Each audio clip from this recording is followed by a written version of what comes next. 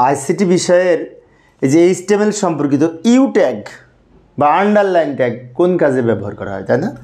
তো আমরা কোনো লেখার নিচে যদি আন্ডারলাইন দিতে চাই তাহলে ইউ ট্যাগ ব্যবহার করা হয়। তো যাই আমরা ব্যাখ্যাটা এইভাবে লিখতে পারি, এটি একটি ফরম্যাটিং ট্যাগ।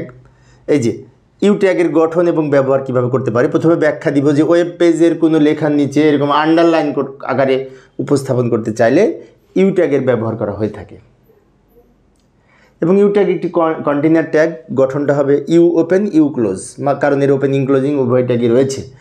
এবং আমি যদি এখানে একটা উদাহরণ দিই, মনে করি দিস ইজ আন্ডারলাইন টেক্সট, এই লেখাটার নিচে আমি দাগ দিতে চাই, তাহলে এই ওপেনিং এ আমরা কি করব, এই লেখার শুরুতে লিখব ইউ ট্যাগের ওপেনিং ট্যাগ এবং শেষে লিখব আন্ডারলাইনের ক্লোজিং ট্যাগ, অর্থাৎ U open U close, underline open underline close, এবং মাঝখানে যেটি লিখেছি এটা নিচে একটি দাগ হবে, আন্ডারলাইন হবে টেক্সটের সাথে।